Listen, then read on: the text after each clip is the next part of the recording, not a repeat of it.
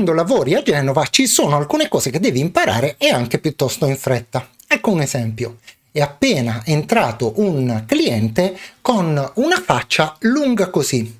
E sì, perché ha appena scoperto che suo figlio, essendosi iscritto all'università, avrebbe dovuto cambiare computer. C'è da premettere che conosco abbastanza il computer del figlio e so che è un computer che va bene, anche se non ha sicuramente delle prestazioni eccezionali. Ebbene, quando questo cliente ha lasciato questo studio, aveva la faccia decisamente più corta, ma anche molto più larga, per via di un sorriso piuttosto importante che gliela incorniciava. Che cosa è successo?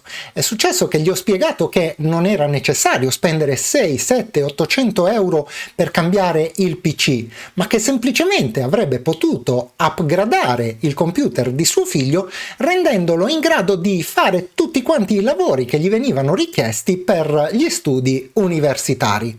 E tutto questo con una spesa decisamente molto ma molto modesta. E adesso so che anche tu vuoi sapere come si fa ad upgradare il PC. E allora vediamolo insieme. Ti senti pronto?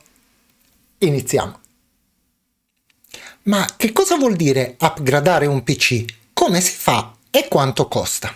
Allora, upgradare un PC significa prendere alcuni componenti chiave che sono molto importanti per la sua velocità, ma sono molto semplici da sostituire e hanno un costo decisamente basso, per migliorarne le performance talvolta in maniera veramente incredibile. Questi componenti naturalmente vanno scelti in base al tipo di macchina che possiedi, innanzitutto se si tratta di un PC desktop, quindi di un computer fisso, oppure di un notebook, quindi di un computer portatile, e poi a seconda della scheda madre che montano, di che modello è una serie di considerazioni che comunque sarà opportuno, se non sei in grado di fare in prima persona, di fare insieme a un tecnico di fiducia o al limite anche al rivenditore di questo materiale. Tieni conto che la velocità media di un hard disk meccanico si aggira attorno ai 15-30 megabyte al secondo.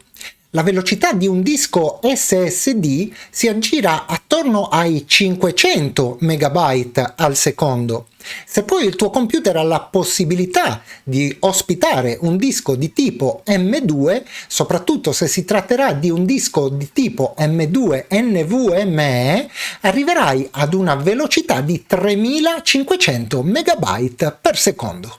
E capisci che questo qui potrebbe già essere un boost incredibile per il tuo computer.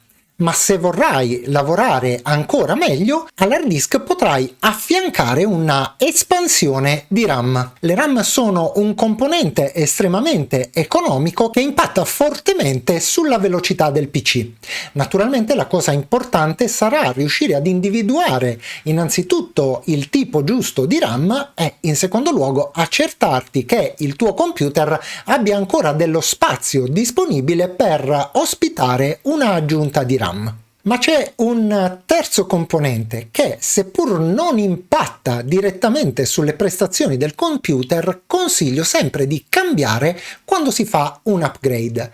E questo è l'alimentatore, per due motivi molto semplici. Il primo è che l'alimentatore aumenta, se è di buona qualità, la vita di tutto quanto il computer, quindi nel momento in cui andiamo a fare un upgrade e siamo proiettati verso un futuro di questa macchina, non avrebbe senso non sostituire anche l'alimentatore. E in secondo luogo perché un alimentatore aggiunge stabilità alla macchina.